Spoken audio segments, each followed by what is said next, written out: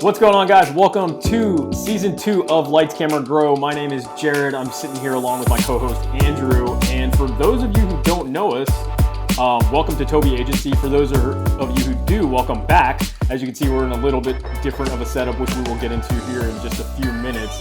But Andrew, why don't you just break down for anybody that's never listened to us, tell them about Tobe Agency really quick. Yeah, so we are a growth agency. We provide a few different services, marketing services, sales enablement, technology implementations for products like marketing products like HubSpot, and all of our content and creative services, which we'll probably be talking about a little bit over the next few episodes.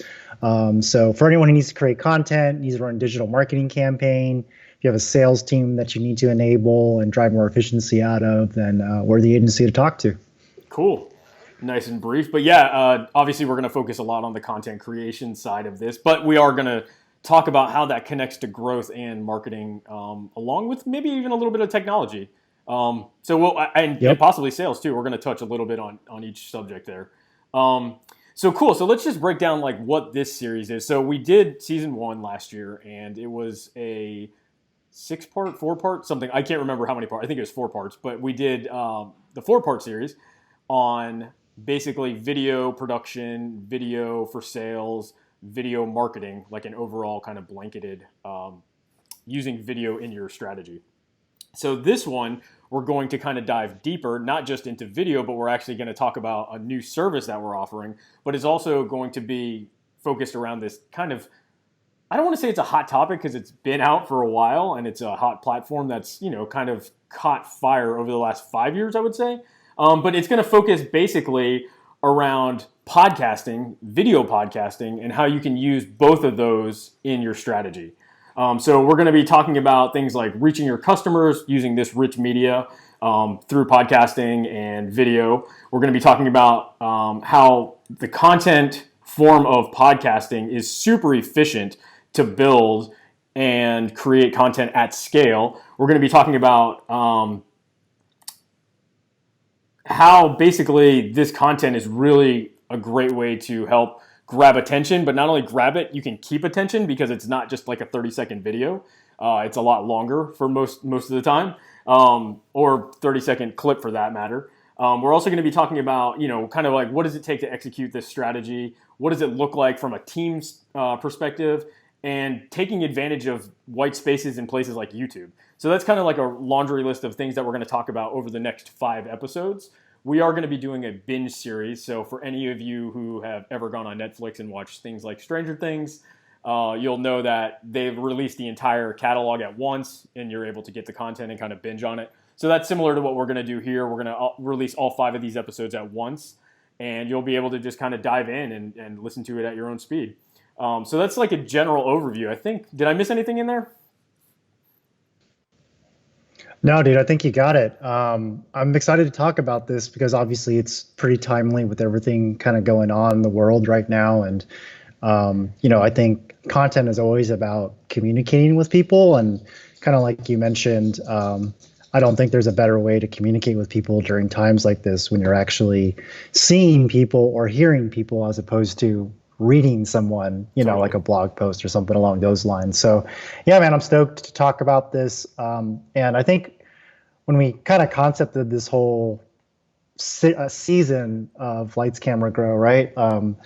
We wanted to make sure that we had some actionable advice out there for, I think, business owners who are trying to figure out like what's the way forward right now, in this environment. So we'll talk a little bit about that, but yeah, I'm excited to get into it. Yeah. So just kind of touching on like what you were saying about just the current time. So I think, there's obviously a ton of negativity out there going on right now, and rightfully so. It's a pretty dangerous, scary time. And it's, scary, obviously, economically. And that time is the coronavirus. Right. Yeah. Just to throw a timestamp in there. Right. So obviously from an economic and business standpoint, it's super scary, right? We've talked about that internally. We're seeing it on the news, we're seeing it, in the government taking action, things like that. But you and I both also think there's a positive side to this. This is like, to me, this is always when things start to become really creative people are kind of clamped down. You have less resources. You have to think outside of the box a lot more. You have to kind of do with what you have. I always think about like 2008, when the financial crisis hit, Facebook started to emerge. And I don't know if it's a direct one-to-one correlation, but it was a time where people were spending more time online, kind of, wanting to figure out other ways to socially gather where maybe they couldn't spend money, things like that. So I think, these things happen in reasons and waves. And I think, obviously there's going to be some kind of crazy app or platform that comes out of this. I know there is, if it's not already starting to kind of pick up. Obviously Twitter's like been primed for this for years. So, but I think, and you think also podcasting, I think is where, there's a giant opportunity right now to kind of take advantage. Yeah, I mean, I completely agree. So I think that's actually a really good point that, out of the financial crisis, you basically had like sort of like the web 2.0 companies emerge, right? Yep. Like your Facebooks, your Twitters, your Amazon. I mean, Amazon to, the version of Amazon that we know of today, right? And I think you're right. I think, when the paradigm changes, and I think the paradigm is about to change in a lot of ways that we don't really understand yet, the way we do things is going to change. And I think there's a lot of creativity and ingenuity that sort of happens out of crises, right? And I think when we talk about podcasting and we talk about content, you and I talk about this all the time, but just look at where blogging has gone over the past 20 years. Right. And it's crazy to say that actually, right? Almost 20 years, right? 10 to 20 years, somewhere in there, right? And when you look at blogging and how, I guess, important blogging has been, and why do people blog, right? People blog so that they can get indexed on Google and they can drive organic traffic to their site. They can use content to nurture their prospects and their customers. But I sort of see, and I think we both agree here, that this podcast sort of revolution has already taken off, right? Yep. But I think everything that's going on now legitimizes it more as a content channel that was typically seen as maybe a secondary or a tertiary channel. Yep. And now it's a primary channel, I think, right? Totally agree. Just like all of that, right? So, and I think it's not only a primary channel, not only because of how you communicate to your customers, but also from an internal like marketing strategy. It's just so much easier. And we'll talk about this when we get into the whole process of building a podcast and a YouTube channel and all that. But I personally think that it's a lot easier to create a lot more content using rich media than out of like written media, for example, right? And we'll go into our strategy to do that as we kind of progress through the series and whatnot. But yeah, I think podcasting is ultimately like it's not the end game, but I think it's absolutely a content format that people need to start exploring, especially if you're a company that has a lot of touch points with your customers and you're trying to find like non-salesy ways to engage them. Right. I think it's a great way to do it. And it just cuts through the noise a little bit more. Although I do take that back because the rate of growth of podcasts these days is pretty crazy. Yeah. To say the very least. There's a lot of podcasts out there. Yeah, there are. But there's strategy to get attention on it and all that stuff, and we'll talk about that. So Yeah, and just to touch, there is a high volume of podcasts, and just like YouTube or any of these other channels, Instagram, Twitter, whatever it is, the content that's good will always win. So obviously the creativity behind the content and how you're expressing this communication, like you were mentioning, is super important. So you can't just think that you're just going to flip the switch on and it's just going to like magically take fire.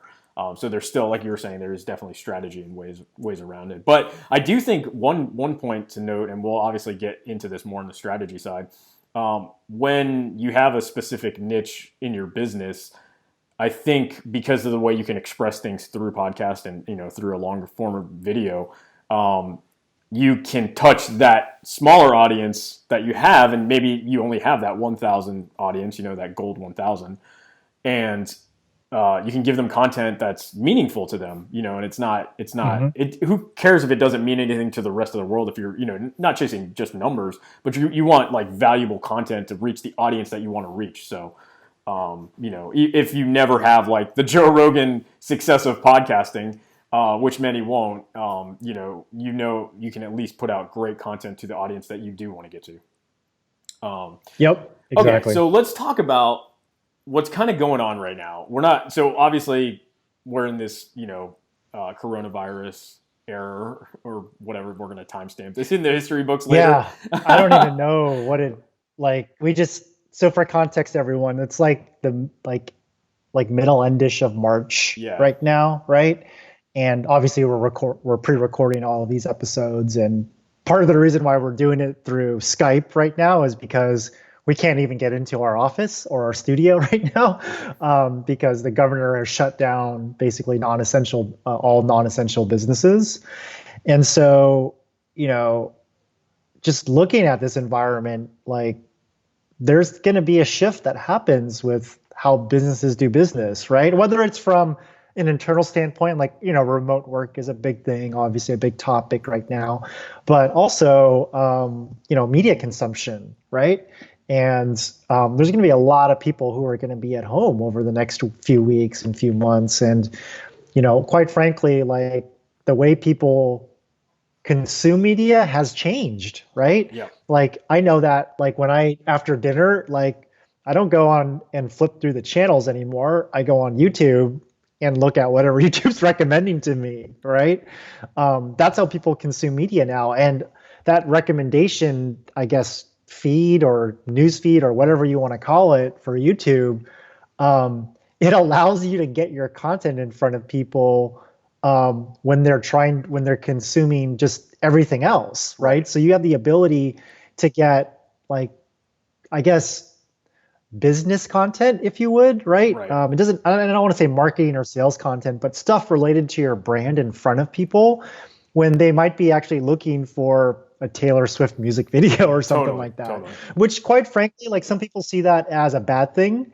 I see that as a good thing, right? I think that because the recommendation algorithms on YouTube are just so good these days, that if you get someone to subscribe to your channel, like they can actually watch your content amongst like Taylor Swift stuff. And quite frankly, like that's great, man, Right. to get that kind of Yeah, you're not engagement. I'm getting not that on trying to MTV, convert right? them. Yeah, exactly. And I'm not trying to convert them into a customer with that video, but the point is that video that lays next to the Taylor Swift video needs to be some like funny, valuable, educational, whatever, right? But it gives you a chance to present your brand in a non-business way, Right. right? Yep. And I think that's why I really love this concept of YouTube. And you're all probably wondering, like, why do you guys keep talking about podcast and YouTube, But we'll get into that because I think that you need a podcast in order to grow a YouTube channel, right? Yep. Agree. Yeah, if you're not, especially if you're not a media company or have your own media team, it becomes really Right. a really relevant, tangible like content play. I will Yep. say, going back to just kind of like what you were talking about with YouTube and the algorithm and getting your content in front of everybody. Um, I mean, it's it's crazy because these platforms are now pushing every channel that is in the slightest bit related to your algorithm, like you're saying. So it does a really Yeah. solid job of putting this in front of people that you would, like you were saying, Taylor Swift. Like if you go on MTV, like there's no way you're getting your brand in front of MTV unless you're Nike or whatever top name brand. And YouTube, we've said this many a times, is the second largest search engine in the world. So Yep. even when you type, like Google recommends the first 5 links, if they're related to a YouTube video, they put their brand YouTube with a clip up first. So it's a Yep. huge opportunity. Yeah, and Um, you can show up in regular Google search yeah, in you if that's you're yeah, indexed on exactly that, and YouTube, that's what I right? was, yeah, Yeah. that's what I was meaning. Yeah. Yep. Um, So you get not only get the recommendation engine, but you also get to show up in regular search as well, exactly, which yeah. is huge. The other thing is right now, if you're not producing content at scale, which is really Yep. scary, it's and just because of how everybody, especially just right now and whatever the shift ends up happening after this, um, out of sight, out of mind becomes even bigger.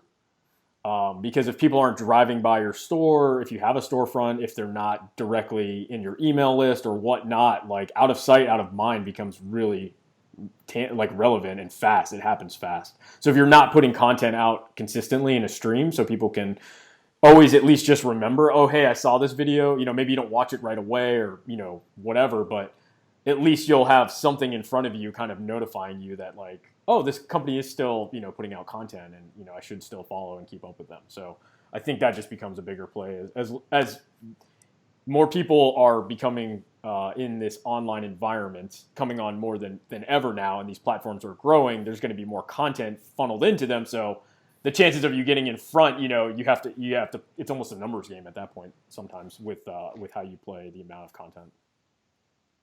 Yeah, exactly. And I think whenever with our clients and like helping them build a YouTube strategy, one of the main things we have to talk about is how can we like help you upload at least one piece of YouTube content a week to start with, right? And ideally, we're starting to upload 2, 3, 4, 5, 6 pieces of content a week. And that can be really challenging, I think. And that's, I think that's one of the big obstacles for people trying to adapt to this shift in content, right? And when I say this shift in content, it's like moving from, let's say, like, I want to call it like plain text over into like what we call moving from Kindle like to iPad. Rich media. Yeah, there you go. Exactly. Right. So like, I think it's like figuring out a way to build a strategy that allows you to like get as much possible content out of a single piece of pillar content, right? So how do you make that content go the extra mile? And I think as content marketers, like everyone is always thinking about that, right? So, cool. All right, let's switch a little bit. So that's kind of like the shift that's happening right now, right? But let's talk about like what happens after this. Is everything going to be okay? Are we going to be like in this new world, if you will, for lack of a better term right now? But what are some of the things that we're kind of thinking about after all this happens? Yeah, I mean, look, I think everyone is going to go through a little bit of pain here, right? Like that's clear. I think if you're a small business, a large business, whatever, right? Like we're all going to go through a little bit of pain. But I do think that, like kind of like you alluded to in the beginning of this, is that the paradigm is going to shift, right? Kind of like you talked about, like we moved from this Web 1.0 to kind of like full steam ahead Web 2.0 during and after the financial crisis, right? One thing that we've noticed, and we have clients who are in this space, is that the event and trade show industry, like if you have to go to a conference and shake hands and attend a booth and trade show, like those shows have been, I mean, that industry is getting decimated right now, right? And like what that means is that a lot of folks who are using in-person events, and I remember like I think I was on eMarketer and I saw some sort of statistic where like 40% of the people out there have some sort of budget for trade shows that they need to reallocate now. And all the budgets need to go online, right? So whether you're taking your trade show and making it like a virtual trade show or live streaming something, right? Like that's going to definitely be, that's how things are going to be different, I think. I think the new environment we're going to go to is going to require a lot more online communication. We were just talking about how Zoom is now having all these use cases for like people live streaming DJ sets and doing happy hours on Zoom and things like that. So we're already seeing that permeate like just the regular part of society, let alone business, right? So I think online becomes a huge, even more important marketing channel when there are physical barriers to you being able to do business with your customers, right? Yep. And I think the second thing is, and we keep talking about this in this episode, which is that rich media is just so much more important now, right? If you're not able to communicate with people in person or shake hands or whatever, like people need to know who you are and hearing your tone of voice, right? Seeing your body language, all of those things, regardless if it's a fully produced production like our last podcast and some of the other podcasts that we do, or if it's something more stripped down like we're doing right now. Like I just think being able to explain a concept to you like face to face or ear to ear or voice to ear, if you would, right? Right. Would be, that just allows you to communicate that idea a lot better and put it in a format that is easier for people to consume. Yeah. I love reading. I love books. I like to read. But dude, when I need to consume something that I'm trying to learn about really quickly, I just want to listen or watch it. You know 1.5 what I mean? speed. Yeah, exactly. Right. Because you have dude, it's the typical like, oh, this is an amazing article. Let me put it in my pocket. Right. And I have like 50 different articles now that I've never read. Right. And they're all like 2,000 words long or whatever. I'm never going to read them. So I think those two shifts, like, online becomes an even more important channel, right? And then this importance of rich media, are what's going to happen after we kind of weather the storm, I think. Yeah. And I think where YouTube kind of fits in this is, and obviously YouTube creators have been kind of right at this for a long time, but the fact that you can create your own channel, without having to go through crazy syndication or whatever the old school TV method is, that is so crazy and powerful that you can just go into YouTube, create your own channel, start uploading content that you want to, get to your audience or whatnot. And, you kind of have full control. Obviously there's some stipulations, but you do have, for the most part, full control of all of that. And now you have, I don't think a TV channel. Yeah. I don't think a lot of people will understand like what YouTube, I guess, what you would have had to do YouTube, something like a YouTube channel 15 years ago, right? Millions of dollars, like crazy equipment, like, like you said, setting up a syndication network, like all that kind of stuff you would need to happen. And now basically anybody can do it who has a webcam or a camera and audio recording, some software. So, yeah. And even, kind of touching on how, our two productions from last season to this season have shifted with the current situation. But this had made, this made us think, like, how can we do this a little bit out of the box? And I actually think this becomes the norm. People will, be okay with the less polished look, at least for the time being right now. So I think, if that's like a barrier that you're trying to get over, get over it, because, that's not where the meat and potatoes of the content are. It's what you're actually delivering is where it is. It's not going to, this format is not going to stop you from getting out there. Yeah, and dude, we're both at home. Like, we're obviously like at our home offices right now. My wife is downstairs taking care of my daughter. Like, so you might hear a dog in the background or a baby. But I think the whole point of that is like we can still communicate the essence of the content to the people. And honestly, I think it like doing things like this presents you in a little bit more of an authentic way. Totally. Right. Like not everything has to be a multicam production, right?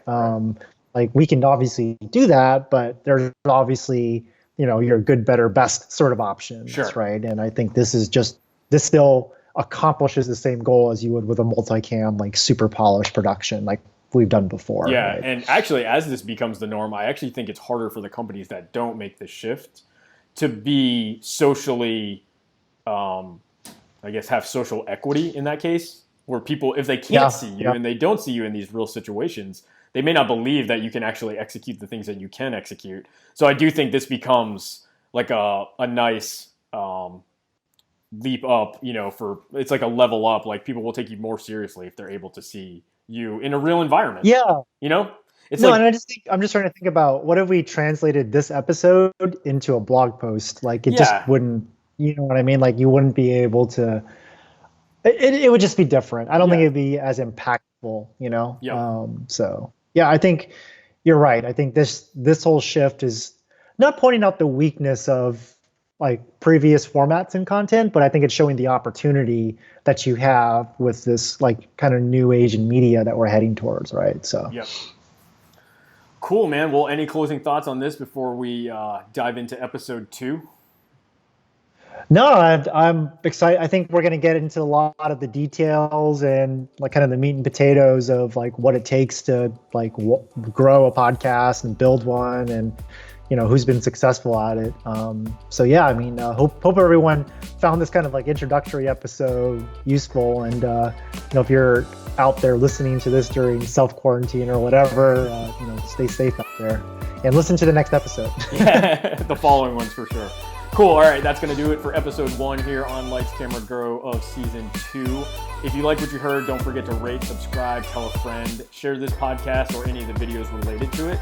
And we will see you guys on the next one.